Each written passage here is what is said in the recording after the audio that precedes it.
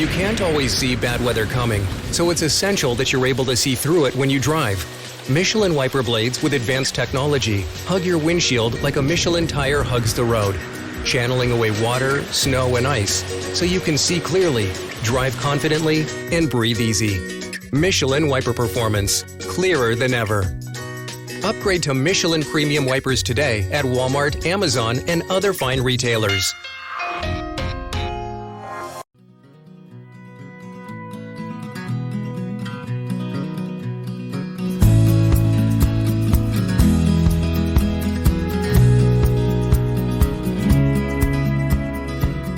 Hey folks, welcome to the Adventure Sports Podcast. I'm your host, Mason. Today we have a brand new episode with Phill Decker. Phill was a wildland firefighter in the Rocky Mountains back in the day, but suffered a major back injury. And we're going to be talking about that. And for a lot of people, that would be the whole story, how I found my way after breaking my back, doing what I loved. And so we're going to fast forward 20 years, though, and Phill has been a sales leader for a team, met someone when he was wildland firefighting. They're married with kids, and he has been an athlete and running this whole time. But right around the age of 40, he wanted to really get back in shape, picked up running again, doing his thing, doing a great job, and just loving life, a really great time of life. Kids were young, having a good time, doing all kinds of stuff, staying active.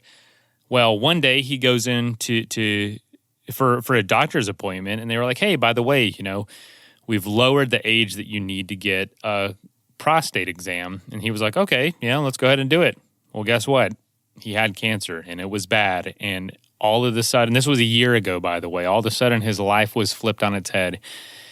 And we're going to hear about how that last year has been, how he's been dealing with that, and what the most recent news is. We do plan to hear an update from him as well about the cancer in the next week or so. So if I remember and he tells me, I'm going to share that in an upcoming episode. But he's on a mission now to get other people to tell this story and to share with the folks they know to make sure they get checked for cancer. Because it was just, if he had not have done that day, I don't know if he'd be here talking to us. But I love his perspective. I love how he's dealing with it. I love what he's learning through it. And I'm always blown away by people who get faced with something like this. Maybe you can relate, maybe you can't, maybe you will one day, I don't know. But I'm very inspired by stories like this. So I cannot wait to get into this. And also, Phill is a huge fan of Athletic Brewing, the non-alcoholic brewery that I work for. So it was great to connect on that. But before we jump in, you can learn more about Phill at his website, tell5friends.org. All right, folks, welcome to the Adventure Sports Podcast. You heard a little of Phil's story in the intro, but Phill, welcome to the show. How you doing? I'm doing great, Mason. Thanks for having me. I've been a long-time listener, as I told you, and super excited to be able to get to talk to the man in person, for sure. Oh man, I forget sometimes people actually listen to this stuff. I put it out there. I just enjoy having the conversations. It's like a bonus to be able to share it with the world. But really, the bread and butter of what I love to do is get to know people like you who have done really cool things, have amazing stories, and I feel like being able to send it out there to the world is just the cherry on top. So, I mean, it's awesome that you've been listening. That is really cool. I love connecting with folks who've been listening, especially for a while. But I always ask this first, Phill, where are you coming from today? And if that's not where you're from, or if that's not home, where are those places? Sure. So I grew up right outside of Indianapolis, Indiana. I went to Colorado State did my undergrad at Colorado State. I was a really outdoorsy kid growing up. I had a lot of ADD, so I needed something to kind of run that off a little bit. Yeah, same here.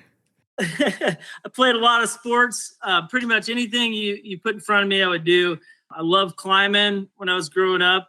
I loved rafting. We would go to the Garden of the Gods in Southern Illinois and go climbing, and then also the Red River Gorge in Kentucky. That was almost 30 years ago, before Red River Gorge was really even a thing. So those are super cool days. I loved rafting when I was in high school. I took a group of 20 people on a rafting trip down the Upper Gauley when I was in my senior trip for high school. just really enjoyed the outdoors and skied and things like that. And when it was time to go to college, I went to Colorado State. I got a degree in forestry and wildfire science.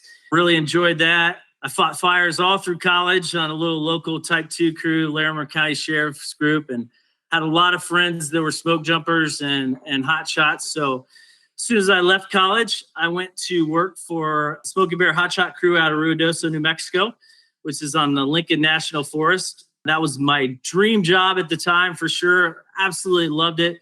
The reason we were called Smokey Bear Hot Shot Crew is the Lincoln National Forest is where they found the actual Smokey Bear at a wildfire. So we got to lay claim to that name, which was really cool. Ruidoso, if you've ever been there, it's a really neat town. It has the southernmost ski area. It's called Ski Apache. Just a neat area, southern New Mexico, probably about an hour and a half northwest of El Paso, or 2 hours. Maybe if that gives you a little bit of an idea where it's at. I started there, my hot shot career there. My first 5 months on the crew, we fought fire, I think, in 13 different states, maybe even more than that. Having the time of my life, just working all the time and fighting fire all throughout the country and a lot in the West. I had a major back injury. I was pretty young at the time, so I thought I had just pulled a muscle. And I had actually slipped a disc and I had sliced into my nerve. And yeah, it was an interesting deal. So I spent several days in the hospital and about 6 months in rehab. And unfortunately, at that time, my doctor said, you can't go back to carrying a 90-pound pack and using a Pulaski or a chainsaw. That's probably not going to be a good life decision for you. Yeah. So I had to kind of get a real job at the time. I moved back to the Midwest, got into sales. How did you accept all that? Because, a degree in forestry, it sounds like you wanted to make this a career. What was the long-term plan, or did you have one? You were on the Hot Shot Crew, which, by the way, is so cool. Like, not going to lie, that is so awesome. I remember I was in Yosemite Valley one time, and not to cut you off, quick story. My wife and I, we were dating at the time, and she came to visit me in Yosemite, and there was fires all the time, like there is, now. That was almost 10 years ago now, and all these hotshot crews were driving by, like basically responding to the fire, and they were like, gathering in the valley to talk logistics and then go out to where they were going to be, and they were driving by, and she goes, "Those dudes are so cool." And I was thinking like, hey, okay, I know it's pretty cool. I'm not going to lie, but chill out because you're dating me. But I just remember that. It was really badass, to say the least. Yeah, that was my dream job, right? I fought fires in college and got a degree in fire science and forestry. That is what I wanted to do.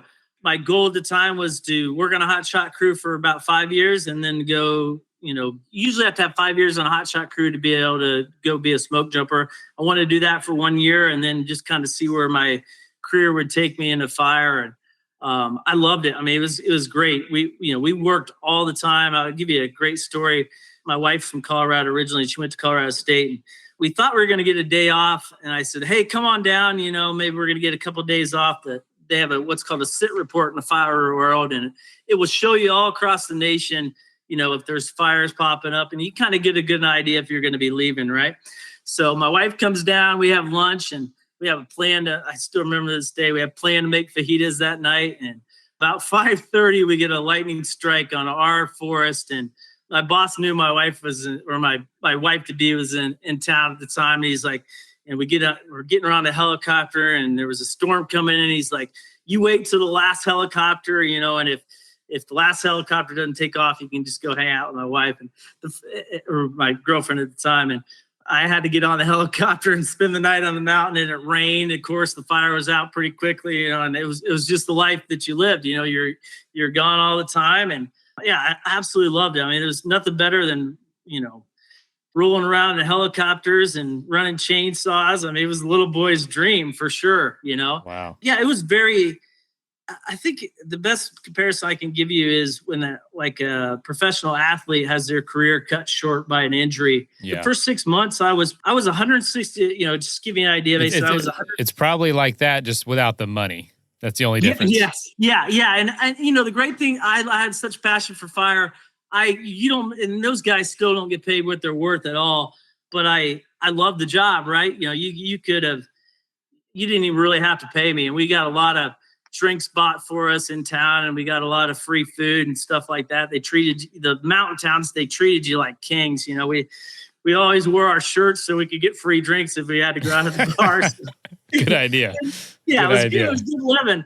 It was kind of, I guess, for the first 6 months when all I was doing, you lose your crew, you're with these 20 people all the time, and you're going everywhere with them. And, we on our off days, we would hang out and we'd go play ultimate frisbee or, do fun stuff together. And I all of a sudden I was back in Fort Collins and rehabbing, and went to Poudre Valley every day. And, I didn't have my team with me anymore. Right. So it was a little bit depressing. And here I'd gone to school to do this, and I got a permanent disability from the Forest Service. And I just wasn't going to be able to do what I love to do anymore. And kind of, my plan at that time was to, work on a hotshot crew 6 months out of the year, and then just go play in the mountains for 6 months. That's what I wanted. That's what a lot of guys do. They either go ski or they go climb, or they'll go to Hawaii for the winter. It's a pretty good lifestyle when you're, 22 to 30. Mm-hmm.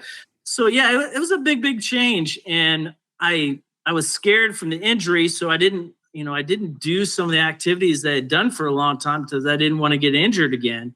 Yeah. So yeah, it was a very interesting time for sure. And I still have friends that are in that world. And, there are times when I see fires on TV, and, there's lots of aspects that I miss for sure.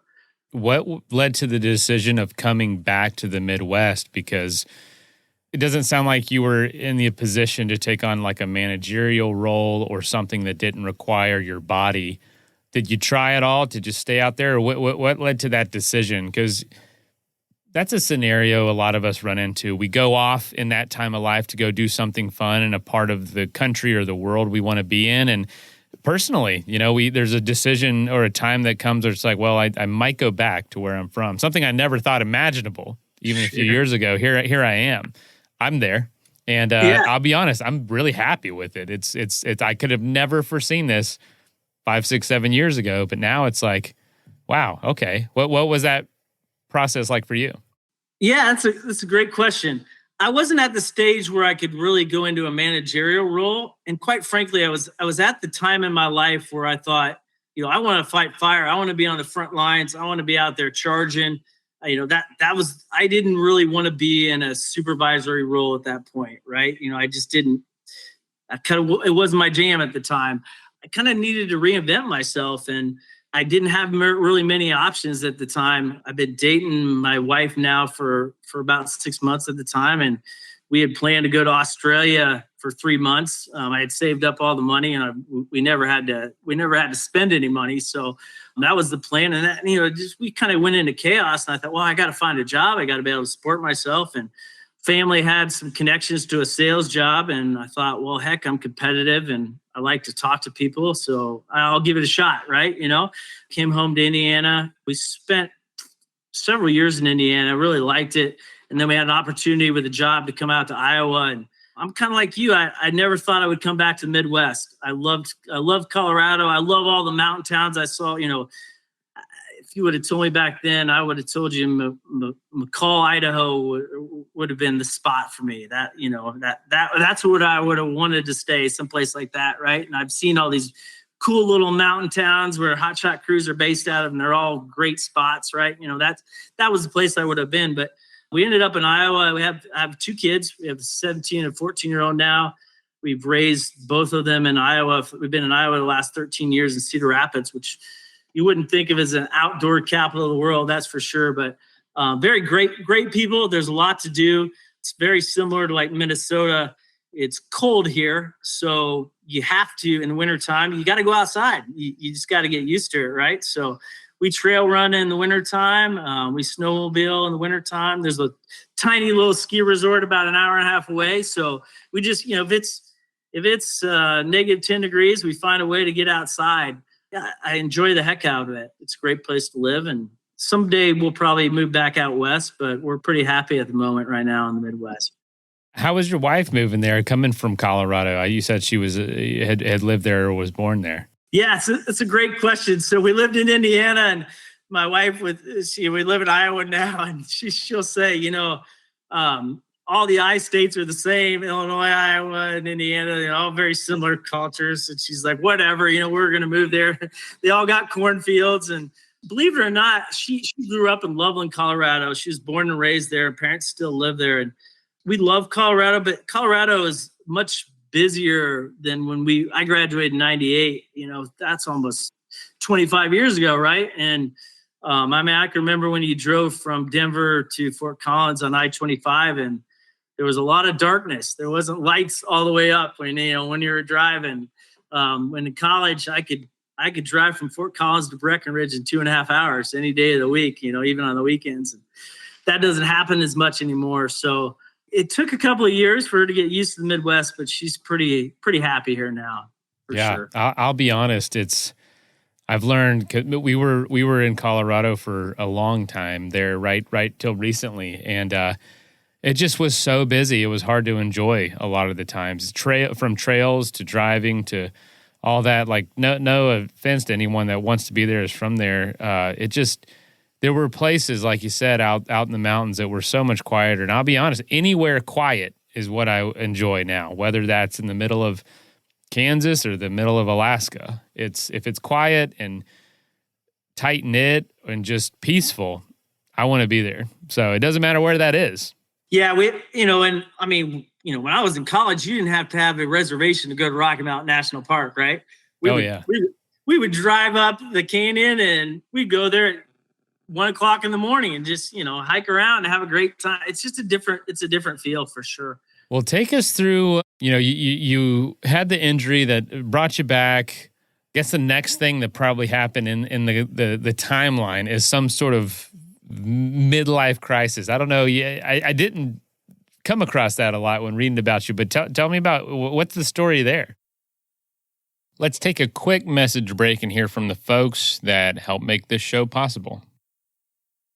One of my favorite things to do is explore, and if I can do that on a bike, even better. Whether I'm at work, stationed somewhere, or at home wanting to get to know my area a little more, or on vacation, if I can get out on a bike and see where I'm at, I absolutely love that. And what's even cooler is using an electric e-bike from Electric E-Bikes to do that, because it makes it even more accessible, more fun, and you can carry so much more and do so much more with it. I was a doubter of e-bikes when they first came out, but call me a convert, because I tried the new electric e-bike Cargo Expedition, and it's their cargo version of the e-bike, and it is amazing because I can have my kids ride on the back. There's all these accessories, and it can carry like hundreds of pounds plus me. It is amazing. And it has all these settings on it, too, where it can be a total pedal assist, or you can just pedal it like you would any other bike. And they have all sorts of ways to make it affordable with monthly payments, has a removable battery, has a place that you can put an extra battery and go twice as far. And I've gotten it up to almost 30 miles an hour pretty easily. And they ship free right to your front door, and that's what happened with me. So it was awesome. So if you want to try one, start your adventure with electric e-bikes. For a spring sale, visit electricebikes.com to learn more and explore the new Expedition Cargo e-bike and all the other models that they have. That's electric without the E, so electric, Lectric, ebikes.com. Go check it out. That is plenty of that for now. Let's get back into the episode. My friend described it as like I was, having a midlife athletic crisis. So it was really me just deciding at that point that I wanted to really get back into shape, go back to, my competitive days and to play in the mountain, climb, do stuff in the mountains. So I did several things. I built a climbing wall in my garage. I started running, which we'll get to, a big part of the story. Started lifting weights again, just started getting back into really good shape. Listened to a lot of podcasts like yours, heard adventures, and these are things that I wanted to do my whole life that I just didn't do after my back. And I thought, hey, I'm not dead yet. I'm only 40. It's time to get back to living your principles and the things that you enjoy. So I listened to some podcasts before, and I'm sure you've heard these themes, and they always say to do something that you hate doing, right? So I never ran more than a mile in my life and liked it. I could promise you that. I never ran a 5K or anything like that. So I started running very slow and very short distances, a half mile, and then I'd work up to a mile. And I ran my first 5K in 2017. I think 24 minutes at the time. And then the next year I ran a half marathon, was running a lot of 5Ks, and I was doing pretty well locally in those races. And 2019 rolls around. I had actually the summer before that, I'd gone to the Grand Teton. I wanted to climb the Grand Teton my whole life. I'd gone out there, and screwy deal in August. I think we got a freak snowstorm, 12 inches. So there wasn't enough snow to have crampons, right? And you'd slide all over the place if you had crampons, but there was enough snow that you couldn't really go up, right? So, just things like that, going out and climbing. There's a great climb. We're about 2 hours from Devil's Lake. I don't know if you ever heard of Devil's Lake in Wisconsin. They have an AAC meet up there every October. It's great little crag in a really neat place. So we go climbing up there, and there's some spots to climb here in Cedar Rapids. So 2019, I make the decision that I'm going to run a marathon for my first time. I figured if I'm going to run a marathon, I might as well have a goal. And I made it my goal to qualify for the Boston Marathon. My friends have been running for a long time, probably thought I was a little bit nuts at the time. But I said, what the heck, might as well do it. So I ran my first marathon in Indianapolis in 2019. I ended up qualifying for the Boston Marathon with about a 9-minute cushion. And then pandemic hit, right? So things got a little screwy. Finally get a chance to run Boston as the first fall marathon in 2021, last fall in October. And about October 1st, first week of October, I went in for a routine physical. I am not a person that's, I've had a lot of injuries in my life, but I never get sick. And I can't remember the last time that I missed a day in work. And let me ask, at this point, you were getting into marathons, getting healthier, and I'm sure feeling good. Yeah, from feel 40 great. to this October 21. What were some of the goals in place for your life at that point? Like, was it to go back out and try the Grand Teton again? Was it, continuing with marathons? Like, what were some of those things? What was life like? It seems like it was on an upward, a more positive trajectory. Not that it was bad before. Yeah, absolutely. My life at that time, I was in an absolutely great place. Family was great.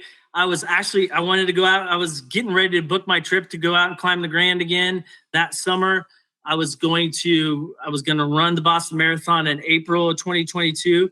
And I also I had already signed up to run the Chicago Marathon. I was going to climb as much as I possibly could leading up to the Grand. I mean, I had a great year planned. Super excited. I was in wonderful shape. I think my resting pulse rate at the time was between 41 and 43. Things are great. Family is great. I felt really good about life. So to get into the story, I go in for my routine physical. And at the time, everything was fine. Blood work was fine. No problems, no issues, right? My doctor, Alicia Allen, at the time says to me, she's a friend of mine. She says, hey, Phill, they just changed the colonoscopy screening age from 50 to 45. And I was 45 at the time. And they had literally changed this 3 months before. And so I reluctantly said, well, hey, I'm in great shape. They just changed it from 50 to 45. Why the heck do I need to get one? I'll just wait till I'm 50. And she insisted. She said, hey, they changed it for a reason.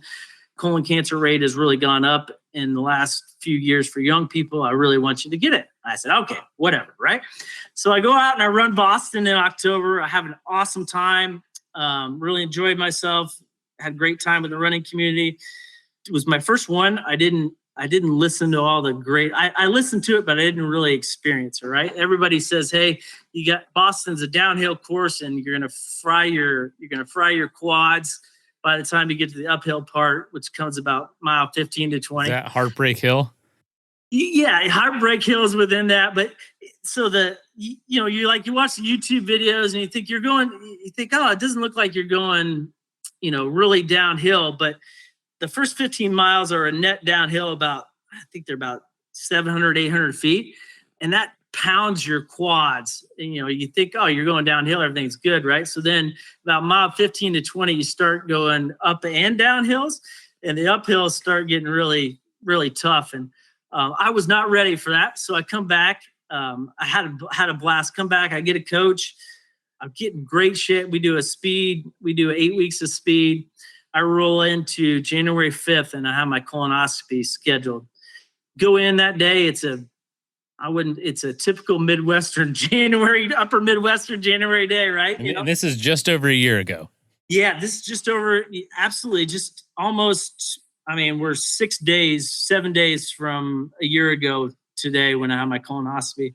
So I go in, it's cold morning, it's about 10 degrees, 20 mile an hour winter, 6 inches of snow on the ground. Get my colonoscopy, and when I get my colonoscopy, I come out of there, and the doctor starts asking me a lot of questions. Do I have blood in my stool? Do I have cramps or anything like that? And I kind of joke with him, I'm sure you heard this, if you run a marathon, you're required to kind of tell people about it, right? It has to come up in every conversation, especially if you run Boston, right?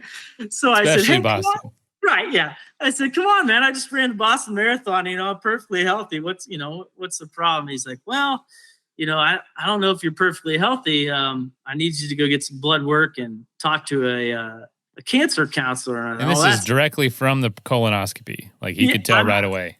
Yeah, I'm still half in the bag, right? And my wife's kind of freaking out a little bit. I have no idea what's really going on. So they send me down for blood, and then I talk to this care counselor, and she basically alludes to, hey, we found a mass and 99% sure it's cancer.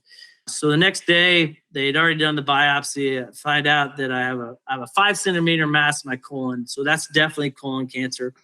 They do an MRI and a CT and a PET scan, and they find seven spots on my liver. So at that point, I'm diagnosed with stage 4 colon cancer with mets to my liver. And life got real interesting real quick there, man. What did you think? You get that, you get the blood work. They say that's, 99% cancer, already developed to stage 4 out of 4, right? 4 out of 4 stages. Yes. Yep. So it's the most serious version of colon cancer. And what's immediately going through your head? The first thing is immediately going through my head, and what makes it different than like an injury and some illnesses is that you meet with an oncologist, and the oncologist I met with locally, they kind of give you what I call the odd speech. And he tells me at that time, he says, hey, in 2 years, there's a 50% chance that you'll be alive. And in 5 years, there's a 25% chance that you'll be alive. And that's a sobering conversation. I was only 46 years old, and I got 2 kids at home and a wife. And, I felt really good about the year coming up, and I thought things were going great. So I kind of sat back and I thought about it, and I thought, hey, I've done some interesting things in my life. I worked on an elite hotshot crew, qualified for the Boston Marathon. I thought, I could beat this 25%.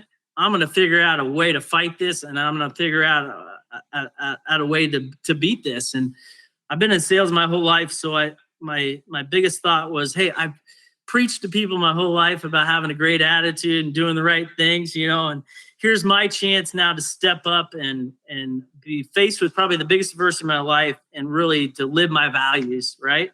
So they got me to the Mayo Clinic very quickly. That's the closest major cancer center to us. And once I got to Mayo Clinic, I had a great doctor there, and he said, hey, Phil, let's not get crazy about this thing. I think you can survive this. I have plenty of patients to survive this. And that gave me all the boost that I needed when he said, not that you're going to be 25% alive in 5 years, that you can make it out of this. We can find a way out of that side of it. He gave me a plan. We had a chemo plan and a surgery plan. And it was kind of like a marathon. I just thought, okay, I'm going to approach this as a marathon. I'm going to start eating really well. I'm going to stop drinking. I did all those things. I kept working out. I wanted to make sure, when I had chemo, I would run every other week. I had chemo in sessions every other week. So I'd go through chemo for 3 days, and then I had a couple of days where I just felt really bad. And then I'd have a week where I felt really good. So I would run and I would do things. And, the kids and I had a ski trip planned. We went to Sun Valley for spring break. I made sure that I still did that. Everything that I had planned, I said to myself, whatever I can do to do that, I'm going to do it. Right. So I got really lucky. I go up and I get this plan, and the idea is we're going to do 5 rounds of chemo. We're going to start in February, and that's going to go till about April 1st. And then before you have a major surgery, I was on a blood thinner as part of my chemo. They want you to be off chemo for like 3 to 4 weeks. And they said, we'll have a major surgery at Mayo on May 4th. That was the plan. And I said, well, okay. I said, I'm signed up for the Boston Marathon. That's on April 18th. I'm like, what do you guys think about me doing this? And they didn't say no. So I took that as a yes. And I kept running. And some really cool things happened along the way in this deal, Mason. The first day that I was in chemo, I get this backpack from this family that has a son, Jack, who had been diagnosed with brain cancer at 5. And he's still alive today. He's 23. And this family, every family in my county that goes through chemo or goes through radiation, if you're a patient, you get this backpack, and it has all these neat things for cancer patients. And it also has Jack's story in there. I looked at this story and I thought, here's this kid that's been through heck, that his family's they've been through the ringer, right? And they took really bad lemons and they made lemonade out of it. And I thought, I got this great platform to run the Boston Marathon. Why don't I do something with that? So we made the decision at the time. Jack had gone to a children's cancer camp. We made the decision that, hey, we're going to use Boston as our platform to raise money. And we ended up raising for the Boston race, we ended up raising $13,000. We sent 12 kids to camp, and I think we bought like 62 backpacks for cancer patients at the time. I listen to guests on your show all the time, and I know what kind of guy you are. I always want to be really honest when I'm on podcasts. This was not my love language. If you came to me and you said, hey, we got a good cause and I believed in it, I'll write you a check, right? But I had never really gone out and raised money for other people. And what I found out was, and I hope somebody here listening, they may find this out for themselves, it was incredibly fulfilling. It was a huge boost for me because I could go out and I could help other cancer patients. And I love people. I'd always been really busy. I just had never looked at, taking care of others as, something that I just had time to do. Right.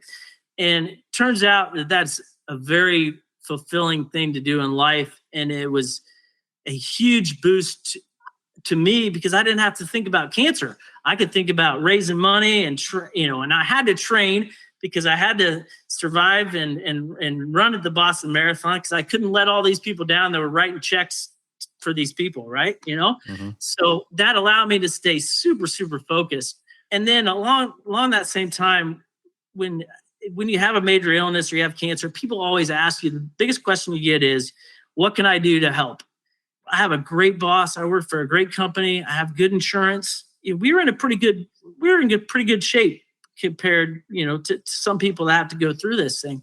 So my wife and I kind of put our heads together and we said, we got this platform, and the press had kind of got a hold of my story, and the hospital, and, I was doing interviews, and I thought, well, I want to do something good. So we came up and we have a foundation now. It's called Tell 5 Friends. And the whole premise of that was, if you come to me, Mason, and you say, hey, Phill, how can I do to help? Our goal is that you take my story and you go tell 5 of your friends so they'll get their colonoscopy at 45. Because I was the poster child for somebody that wouldn't have cancer. I was in great shape. I ate well. I was doing all the right things, right? And you were technically 5 years younger than the recommendation of 50 that had just got moved down to 45. So there was a chance that you wouldn't have known for another 5 years until signs started showing up in you. I would have been dead within 6 months if I wouldn't have got my colonoscopy. Because you would have never taken action because you had no indication you had cancer. Yep. Wow. Yep. And by the time I had symptoms with this kind of cancer, you're in a world of, I would have been in a world of hurt. for sure. Way worse than I was. So we started this foundation, and cool story. I know you like stories. Our goal was to save one life. So right before I went into chemo, we get 7 of our 7 couples together, and we go have a nice dinner. And, I'm not going to be able to eat or taste food for a while. And in that group, there was a friend of mine whose wife had symptoms for 2 years. Now, she's only 39 years old, and she hadn't gone in and gotten a colonoscopy. Well, because of my diagnosis and her husband being able to prod her, she finally went in and got a colonoscopy. And she, at 39, she came out at stage 3. So that was the first life we kind of saved with this campaign. And I've had several friends, probably over 300 people get colonoscopies, and probably at least 30 of those come out with precancerous polyps. And that's been a huge deal for us too, because we've been able not only to save one of our friends' lives, but to save other people's lives. And we've turned that into a foundation now. We're gonna raise money and do a run next year and a golf tournament. And twofolds is to raise awareness of colonoscopy with my story, and then second is to raise money for cancer patients. So I know you're gonna think I'm nuts when I say this, but 2022 was the toughest year of my life, but it was the best year of my life. And from adventure sports, sometimes the toughest things turn into the coolest things, right? And my cancer adventure has turned into something really, really cool. I've done things that I never thought I would do. Gotten to come on podcasts and tell my story with great people like you, people I've listened to for years, right? I made myself a better person, which I strive to do every day, but I would never have done this fundraising or this foundation. I wouldn't have stopped to smell the roses and to do something for other people, right?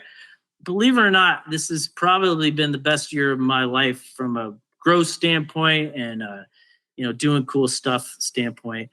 What do your kids think about this? I'm sure the conversation telling them was really difficult, like, hey, this is going on, but maybe seeing how the last year's gone for you, what do you think they'd say about it? Let's take a quick message break and hear from the folks that help make this show possible. That is plenty of that for now. Let's get back into the episode. Well, it's interesting. So when I first talked to them, I said, I wanted to try to make life as normal as possible. And I said to him, I said, hey, listen, this Dad's not going to use this as an excuse. And you can't either. You guys both do well in school. You have activities that you do well in. And I want you to, make sure that you're still prioritizing the things that matter to you. And that Dad will fight this thing, and we'll do everything we can. We didn't tell him the odds or anything like that. We didn't want to, burden him with that. I've always, I don't know, kind of like an ultra runner or a marathoner. I've always, I like to suffer in my own space, right? So I never had anybody that went to chemo with me. When I was in the hospital, I probably spent 15 days in the hospital in the last year. I never had the kids. My wife would come see me. I never had the kids come see me. I was at Mayo for 9 days after my surgery. I never had the kids come see me because I didn't want them to see, I just didn't want to burden. I didn't want them to burden, put the burden on them at all, for sure. That's interesting. Yeah. It was interesting though. They really didn't quite, they thought Dad was just fine. He's out running, this is no big deal. Right. So finally, after I came over my surgery, I have a 12-inch scar that goes from about my breastplate, all the way down well below my belly button. And I had to show him, I'm like, hey, this is real. Dad is kind of going through something, because at that point they just thought, it's whatever, Dad'll be okay. But I really looked at it as my chance to walk the walk, not just talk the talk, right? And I had signed up for a lot of things, and we got a rule in our family that if you sign up for something, you finish it, right? I looked at Boston, and you get a little further down the road after I had my surgery. I start chemo again in August. I had a 3-month recovery from my surgery, and Chicago Marathon pops up, right? And I went on to run that. We raised another $13,000, and that was another goal. I had 3 goals when I started. I said, I'm going to go on spring break. I'm going skiing with my kids, which which didn't turn out to be really easy. One of the side effects from one of my drugs is it's neuropathy in your hands and your feet, and you're really sensitive to cold. Well, it's 40 degrees in Idaho, right? And you'll get a kick out of this. I'm skiing in a full face mask and goggles, right? Where normally I'd be skiing in a t-shirt and sunglasses. It's one of the bluebird days every day, right? But every time the air would hit my face, it was like somebody was stabbing me with little needles, So here I am in full face mask and in goggles. But I got to spend the time with my kids, and the three major goals that I had, I did. And when they look back on it, I hope they remember that when Dad was fighting cancer, he didn't give up on his life. He made sure that every day he was trying to live his life that he's always lived. Going back to when I was 40, I kind of changed, got back to what I was doing. That one of the other great things about cancer is it gives you it gives you an awesome perspective, right? So you're just that much more motivated to go do cool stuff and have great adventures. I've always been a liver, but now I am really living for today. I wake up every day and I don't waste a moment. I just to kind of get you up to speed on the story. I just finished chemo about 3 weeks ago. And then yesterday I went to Mayo for my scans. And after following the protocol and having 2 surgeries, I'm cancer free today, Wow. for the next 3 months. So I get to go on adventures in 2023. I'm going to go back and climb the Grand Teton. I plan on doing rim to rim to rim to rim. We're going to do a run with about 6 or 7 people in the Grand Canyon. I've always wanted to do that. I'm going to go run the New York City Marathon with Live Strong. I'm that much more motivated now to get out and do adventures, and the great stuff that I hear on your show. I hear you talk about the divide race and things like that. And those are things now that I'm not going to just dream about. I'm going to figure out a way to do them. There's a Tim McGraw song, I'm sure it's very popular. It's about someone getting cancer, live like you were dying, and talks about doing all the things that you've always talked about doing. Would you say, what would you say would be a maybe a misconception about living with cancer for the last year, or a part of the perspective or the life that maybe you didn't see or didn't know it was going to be such a big part of it, good or bad? Yeah, that's you ask good questions. That's a great question. Yeah, I know. Yeah, and you're really good at it. I've listened to you for years. Now I feel like I've been put on the spot. So I really think that, like I talked about before, I didn't think that there'd be a lot of gifts from cancer. I really thought, boy, this is just going to stink, and I'm going to be in treatment, and I'm going to be sick all the time, and it's not going to be much fun. When I wasn't sick, I found out quite the opposite, that, I could still live my life and I could still do things that I wanted to do. The other big thing that I'll take out of it is the cancer family is the family that nobody wants to be in, but it is one of the best families out there. People that have gone through cancer or have cancer, they know what you're going through, and they'll do anything for you. I am constantly amazed at how many people that either had cancer or lost a loved one will start a foundation, for cancer research or cancer patients. One of my heroes, Terry Fox, guys like that, right? Who ran a marathon every day across Canada. Unbelievable, right? His foundation, I don't know if you knew this, they've raised over $800 million since he died for cancer research, right? And there's stories like that all over the place. And I'm just amazed that I've been so inspired by a bunch of people that have really been handed, some of them been handed death sentences, and they've taken it and they've done everything they can to make the world a better place for people, and especially cancer patients that are having to go through this. And that has been absolutely amazing to me. In some ways, I'm glad that I've learned that. I mean, it's an unbelievable group of people, and I mentor people that have cancer. I've had people that mentored me.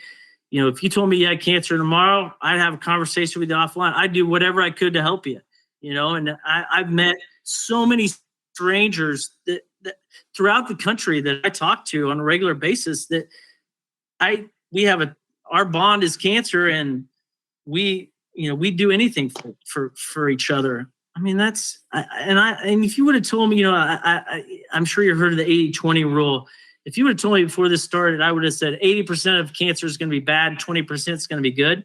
And I would tell you now that 80% of my cancer journey has been great, and 20% of it has kind of sucked.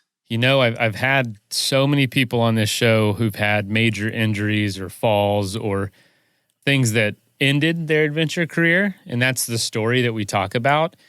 And I've been blown away, not all, but I've been blown away by the amount of them, the majority of them that say, I'm glad this happened.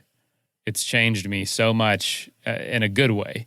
And that's probably why they're willing to talk about it on the show. There's a lot of people that don't feel that way, but the people that I've talked to, I'm surprised. Like you said, you put it perfectly. It's not the family anybody wants to be a part of, but once you're in, it's you really get to understand the joys within it and the beauty, almost the best aspects of humanity and life come out of all that pain. And it's not like researching all of it and looking at it. There's like a tinge of jealousy, which is obviously not considering the negative, but it's like, wow, that looks amazing to be a part of, that amount of joy and that perspective on life. Of course, the entry is such a high cost and is devastating a lot of times. No one, like you said, no one wants to be a part of it, but weirdly, there's probably this sense of like, I want to be a part of that too. Thankfully, you can be a part of it without having to go through it. Yeah, no, and you're absolutely right. I think you put it perfectly. One other thing I wanted to say too is that I've learned you can fight cancer, and I have friends that have been there. You could fight your butt off, and a lot of people do. People always say to me, and there's a misconception, they'll say, "Oh, you're such a fighter, you're going to beat this," right? There's a lot of people that really fight hard against cancer, and they run out of time. And they didn't fight, and who knows, we may be having a different conversation about me in 2 or 3 years. It may come back, something may happen, right? Yeah. But those people that maybe run out of time, they don't fight any differently than people that survive cancer. They fight just as hard, and just sometimes, some people lose the battle with cancer, but it doesn't have anything to do with how hard they fight. And I just want people to understand that, sometimes they'll say to somebody, "Oh, you fight so hard, you can beat this."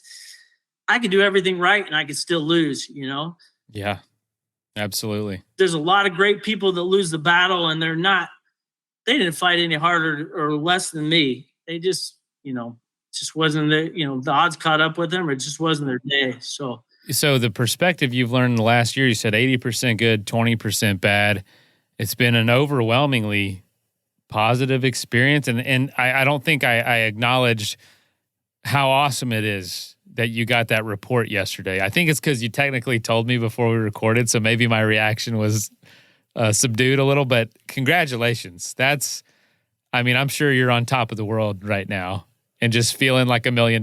I danced out of there. Oh, man. That's so great. I was super but excited. Tell me this. Do you feel like what you've learned or the positive aspect, how is it different than your back injury? Because you had another really life-altering circumstance then. You don't feel like you talked about it the same way. How are they different? Do you look at them similar now? So one similarity was, and this is really interesting, that at both times, and I think this is important for people to understand, both times I was, in terms of life, I was killing it. Life was going really good, right? I had my goals in front. I was doing exactly what I wanted to do. And sometimes life doesn't work out perfectly, right? And you have to understand that you can be having the best day of your life, and you may get in a car wreck, or you may find out that you have cancer, or something bad happens, and you have to be willing to pivot a little bit. And I just would caution people just to understand that everything can go right, and something bad can happen in a hurry. And just to keep that in the back of your mind, and just be prepared for that, because it does happen. But I think the biggest thing is I did not go and help other people when I hurt my back. I was more selfishly worried about myself at that time. And I was a lot younger and it was a different place, but that's the biggest change is I took a negative and not only made it positive for myself, but I made it positive for other people. And that's a huge, that's honestly, that'll stick with me the rest of my life. That's probably biggest gift I've ever gotten in my life, honestly. And I hope that hopefully there's somebody out here listening to this podcast that says, I don't know what I've wanted to do, passion to help other people, but now I've thought about it and I'm going to go do something about it. And I encourage people to do that. And I think that's the biggest change.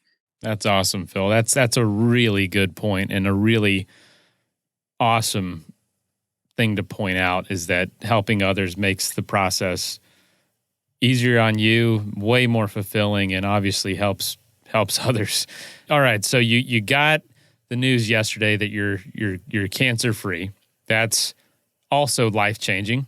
About a year and a week later, what do you think is going to stick with you now from now on?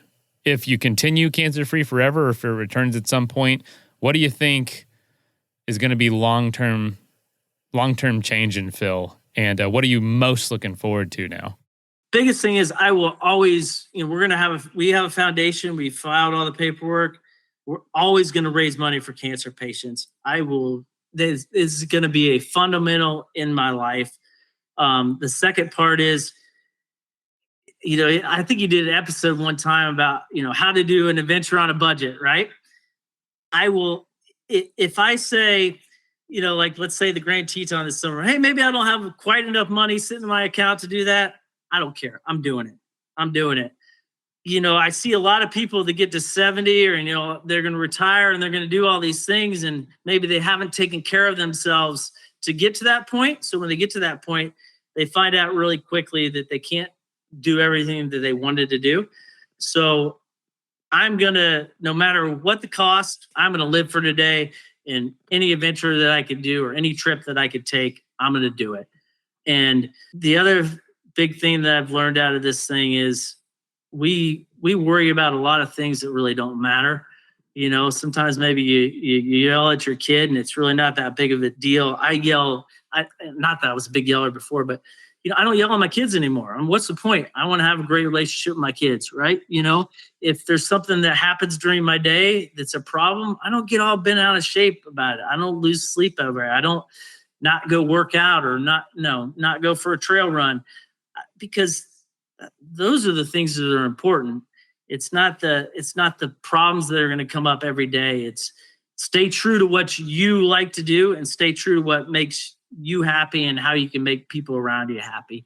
Man, I want to let you get back to it. I'm sure there's like a million people you want to talk to and tell and get on with training. I know you've got some more marathons coming up, the Grand Teton. What's coming up for you as far as adventures? And then we'll wrap up. Well, I had a buddy call, so I'm gonna go out to Colorado and ski a couple of days. I'm gonna book my Grand Teton trip later on today. Get my flights in, get my rim to rim, get a date set for that. I wanted to make sure that I was cancer free. I didn't want to I don't want to be a burden on somebody like a rim to rim, right? Right. So I want to make sure I'm gonna get in shape to get back to doing what I love doing. Wow. Like I just became an ambassador with the Athletic Brewing, which I'm super psyched about. And I learned about it through you guys, right? I haven't had a drink in a year. I probably won't drink much going further, but it's nice to be able to still hang out with my buddies and have beers. And I want to be able to talk to other cancer patients and say, hey, you can still have a beer that tastes really good. It's just not going to affect your treatment, right? Exactly. So not affect your treatment. And for you, yeah, if you're craving, an alcoholic beer, you've earned it. And now you don't have to worry. Yeah. I'm just going to live my life, man. And I appreciate the opportunity to just, hopefully I'll get to meet you in person sometime. And, I'm living the dream, man. I'm going to get to do whatever I want. I get to talk to people like you that I've been listening to forever. I've found that I have a passion for public speaking, and that helps me spread the word. So I'm going to try to get in front of as many people as I can this year and talk about colonoscopies and speak to groups. Whether it's I spoke to a big cancer group in October with like 800 researchers. I don't care if it's 10 ladies at the local library or 1,000 people. I just want to be able to tell my story and get people to get a colonoscopy and hopefully make the world a better place, I guess. First of all, thank you so much for listening. It means the world to us that you choose to listen to this show. If you'd like to help us further, you can leave a review on iTunes, share us with your friends, your family. It goes a long way to grow in the show. You can also support us financially through patreon.com/Adventure Sports Podcast. Link is in the show notes. And also, if you have an idea of who could be a good guest for the show, we're always looking for people to tell their story about the outdoors or adventure. So if you know someone, please reach out. Email us at info@adventuresportspodcast.com. And until then, get out there and have some fun.